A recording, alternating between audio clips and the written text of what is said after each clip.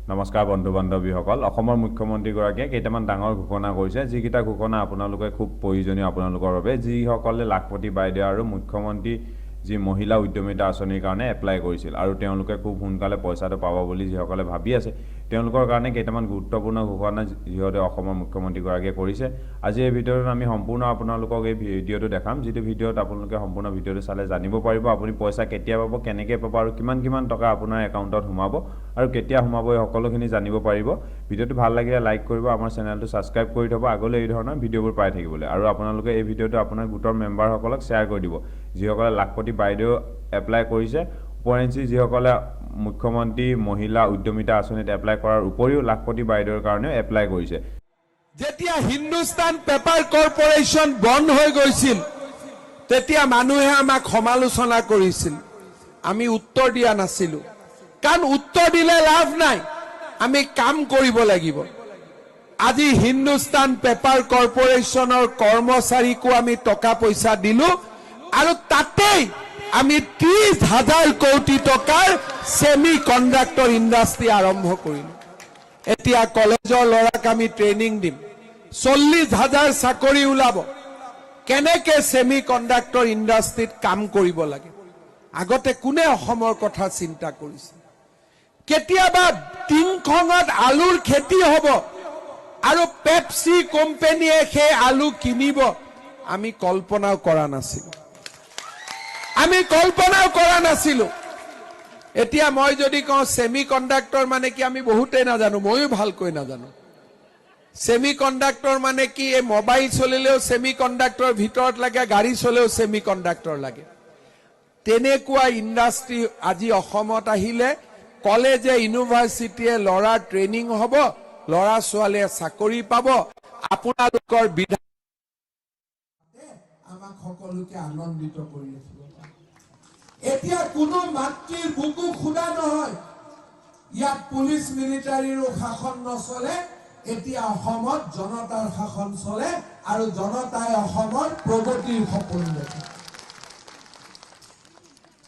যেতিয়া মই কৈছিলো অৰুণোদয় দিম মানুহে মোক হাঁহিছিলে ইলেকশ্যন আছে ইলেকশ্যনৰ পিছত অৰুণোদয় বন্ধ হৈ যাব বন্ধ হ'ল নেকি অৰুণোদয় এতিয়া মানুহে মোক গলে কয় যে দাদা অৰুণোদয় পোৱা নাই মামা অৰুণোদয় পোৱা নাই তাৰ মানে অৰুণোদয়খন ভাল আঁচনি হ'ল সবেইটো মানি ললে সবেইটো স্বীকাৰ কৰিলে যে অৰুণোদয় এখন ভাল আঁচনি এতিয়া আমাৰ দায়িত্ব কি আমাৰ দায়িত্ব যাতে অৰুণোদয় নোপোৱা মহিলাসকলে অৰুণোদয় পাব পাৰে হয় নে নহয় কোনে কোনে অৰুণোদয় পোৱা নাই হাত দাঙক মিক্সাৰ এখন বেয়া আছে মিক্সাৰ বোৰ বেয়া আছে চেঞ্জ কৰি দিও আচ্ছা পোৱা নাই আচ্ছা পোৱা নাই বাদ দিয়ক এটা কাক লাগে হাত দাঙক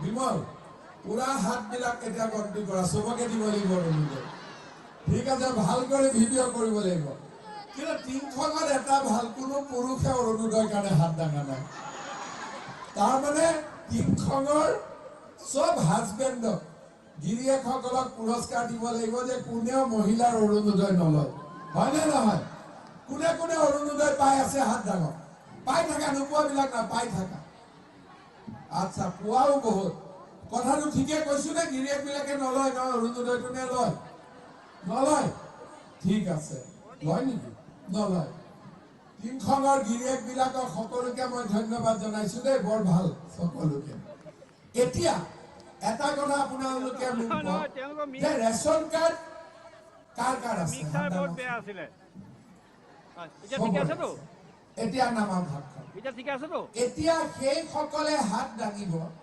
যাৰ ৰেচন কাৰ্ড আছে কিন্তু অৰুণোদয় নাই তেওঁলোকে হাত দাঙিব ৰ'ব মই অলপ গন্তি কৰি লওঁ এতিয়া হাত নামাওক আপোনালোকক আজি কাৰ কাৰ মোবাইল আছে ৰেকৰ্ড কৰি লওক আপোনালোকক আজি মই কথা দিলো যে টিংখং সমষ্টিত যিমান মানুহৰ ৰেচন কাৰ্ড আছে সকলোৰে ঘৰত এটাকৈ অৰুণোদয় দিয়াৰ দায়িত্ব মোৰ হ'ব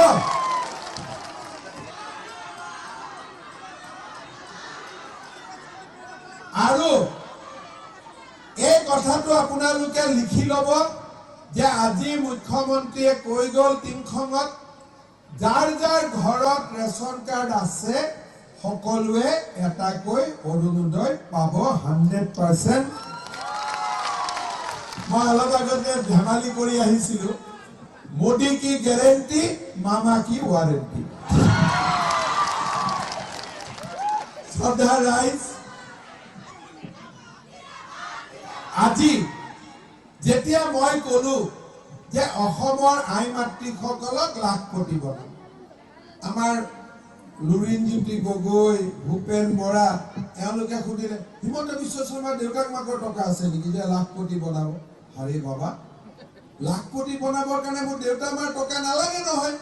আমাৰ অসমত লাখপতি বনাব, মহিলাক বনাম, এনেকুৱা সংকল্প ল'ব পৰা মুখ্যমন্ত্ৰী এজন, বাকী একো নালাগে। এতিয়া আপোনালোকে চাব, মইতো বৰ মোৰ কথা আৰু কাম তাক তাক তাক কোনো কথা নাই। ফৰ্ম কোনে কোনে ফিল আপ কৰিলে?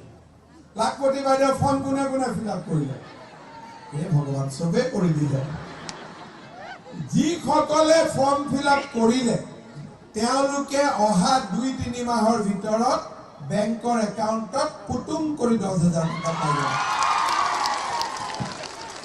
কিন্তু 10,000 টকাত কাহিনী খতম হ'ব নোৱাৰে। হ'ব? আচ্ছা, বঢ়িয়া, মই লৈ যাম অলপ পিছত, 1 মিনিট।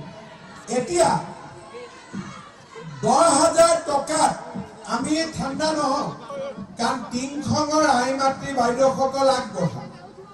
এই 10,000 টকা পোৱাৰ পিছত কোনে কোনে গিৰিয়েকক দি দিব? হাত ডাঙৰ। এই বাইদেউ হাত কিনিছে, গিৰিয়েকক নিদিয়ে? আচ্ছা, গিৰিয়েকসকলে যদি মোক ভোট নিদিয়ে, এতিয়া ঘৰত জয়মতী চলে নে লাচিত বৰফুকন চলে? যি নহওক, আমাৰ অসমত পুৰুষসকলে মহিলাসকল লাখপতি হলে ভালেই পাব, কাৰণ ঘৰৰ কষ্টটো অলপ কমিব। মই আপোনালোকক এটা বুদ্ধি দিওঁ, আমাৰ ভিঅ আছে, ফেডাৰেশ্যনো আছে। যেতিয়া 10,000 টকা পাব, গ্ৰুপটোত যদি একেলগে খৰচ কৰে 1 লাখ হ'ব, আৰু বেলেগে বেলেগে খৰচ কৰিলে 10,000 হ'ব। ইয়াৰ পিছত আপোনালোকক আজি যেনেকে আমি বেলেগ ফৰ্ম দিছো, তাৰ পিছত আপোনালোকক আমি এটা সাৰ্ভে কৰিম যে 10,000 টকাটো কোনে ভাল কৰি খৰচ কৰিলে, আৰু যিসকলে 10,000 টকাটো ভালকৈ খৰচ কৰিব তেওঁলোকক আমি 25,000 টকা আকৌ বেংক একাউণ্টত আমি দি দিম। 35,000 হ'ল। 35,000 টকা দি আপোনালোকে কাম আৰম্ভ কৰক, লাখপতি হ'ব। আৰু যদি নহয় 10-20,000 টকা মই আৰু সোমাই দিম। মুঠতে লাখপতি কৰিহে এৰিম আৰু, কোনো কথা নাই। খালি লাখপতি হলে মোক এটা ঘোষ দিব লাগিব, সেইটো হলে য'তে লগ পাওঁ তাতে ভালকৈ পিঠা পনা খুৱাব লাগিব। হ'বতো? বেলেগ ঘোষ নালাগে, পিঠা পনা লাগিব আৰু যিমান পাৰে আশীৰ্বাদ দিব, যাতে আৰু কৰি গৈ থাকিব পাৰো, হয়নে? এতিয়া মই আৰু এটা কথা ক'ব খুজিছো, অৰুণোদয় হৈ গ'ল। আজিৰ পৰা অৰুণোদয় টেনশ্যন নল'ব, এইটো ক্লিন, এইটো হৈ গ'ল। ভোকটো অলপ কমিছে নে? অৰুণোদয় হ'ল, লাখপতি বাইদেউ হ'ব। এতিয়া মই আৰু এটা নতুন কথা ক'ব খুজিছো, দুটা মই নতুন আঁচনিৰ কথা ক'ম, যি দুটা আপোনালোকে শুনিব আৰু ৰাতি নিজে এবাৰ ভাবিব মই যিটো কথা কৈছো। আমাৰ ঘৰত আজি ইমান ইয়াত মহিলা আছে, ছোৱালী আছে, সকলোৱে যদি আমি বিয়া নোহোৱাৰ সময়তে ঘৰৰ কাষত এখন কলেজ থাকিলেহেঁতেন, স্কুল থাকিলেহেঁতেন, আমি যদি পঢ়াৰ বাবে সুযোগ পালোহেঁতেন, আমিতো বহুত কিবা কিবি জীৱনত কৰিব পাৰিলোহেঁতেন। কিন্তু আগত কি আছিলে? কলেজ নাই, নাৰ্ছিং স্কুল নাই, একো নাই, আৰু ঘৰবিলাকৰ অৱস্থাও ভাল নাছিলে। যদি এজন ল'ৰা আৰু এজন ছোৱালী ঘৰত আছে, ল'ৰাটোক যেনে তেনে দেউতাক মাকে কলেজত পঠায়, ছোৱালীজনীক পঠাব নোৱাৰে, কাৰণ 20,000 টকা এডমিশ্যনতে যায়, আহা যোৱা খৰচ, কিবা এটা খোৱাৰ খৰচ, গতিকে ছোৱালীজনী কলেজ গৈ নাপায়গৈ। এইবাৰ আমি প্ৰথম চৰকাৰ বনাই মই শিক্ষামন্ত্ৰী হলো, আমি সিদ্ধান্ত ললো যে কলেজত এডমিশ্যন বিনামূলীয়া হ'ব। তাৰ পিছত মই গাঁৱত গ'লে কেতিয়াবা ছোৱালীবিলাকক সুধো, মা কলেজত গৈছ নে নাই? বোলে যোৱা নাই। কিয় যোৱা নাই? ছাৰ অহা যোৱা কৰোঁতে পইচা লাগে, মামা অহা যোৱা কৰোঁতে পইচা লাগে, খাব পইচা লাগে, আল্টিমেটলি নহয়গৈ। এইবাৰ আমি সিদ্ধান্ত লৈছো যে যিমান ছোৱালী মেট্ৰিক পাছ কৰিব, কলেজত এডমিশ্যনো আমি বিনামূলীয়াকৈ কৰি দিম, আৰু সকলোৰে বেংক একাউণ্টত আমি 10,000 টকাকৈ দিম। মই ধেমালিতে কওঁ যে ল'ৰাটোক পঢ়োৱাৰ দায়িত্ব দেউতাক মাকে ল'ব, ছোৱালীজনীক পঢ়োৱাৰ দায়িত্ব মামাই ল'ব।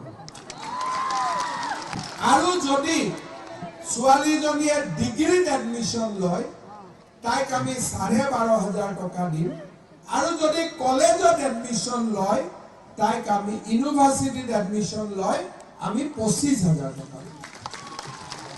এতিয়া আপোনালোকে চিন্তা কৰক, আমি যদি অসমত ভালেই নাপালোহেঁতেন, আমিনো যুৱক যুৱতীক চাকৰি বিনা পইচাত কিয় দিওঁ? আমিও টকা খাব পাৰিলোহেঁতেন।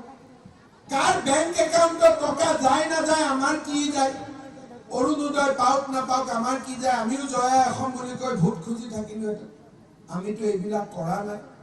মুখ্যমন্ত্ৰী হোৱাৰ দিনৰ পৰা কেনেকে অসমৰ নাম বাঢ়িব পাৰে, কেনেকে দুখীয়া মানুহৰ উন্নতি হ'ব পাৰে, আৰু মোদী ডাঙৰীয়াই প্ৰধানমন্ত্ৰী হোৱাৰ দিনৰ পৰা এই কথাই চিন্তা কৰে। আজি দ্বিতীয় মই আৰু এটা আঁচনিৰ কথা কম, আপোনালোকে ৰাতি ঘৰত গৈ চিন্তা কৰিব।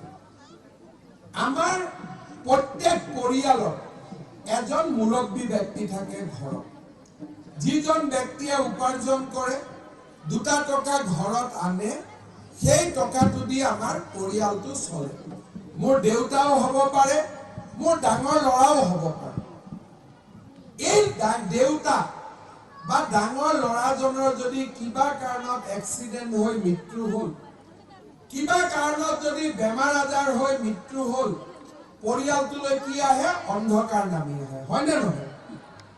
এতিয়া ভগৱানে নকৰক, মৃত্যুটো আমাৰ কাৰো হাতত নাই, কিন্তু মোৰ যদি জীয়াই থাকোঁতে মই যদি এটা ইঞ্চুৰেঞ্চ কৰি থলোহেঁতেন, তেতিয়াহ'লে মোৰ মৃত্যুৰ পিছতো মোৰ পৰিয়ালটোৰ জীৱন সুৰক্ষিত হ'লহেঁতেন। কিন্তু ইঞ্চুৰেঞ্চটো এনেই নহয়, তাততো টকা দিব লাগে। আমাৰ টকা ক'ৰ পৰা পাম? গতিকে আমি ইঞ্চুৰেঞ্চ নকৰোঁ।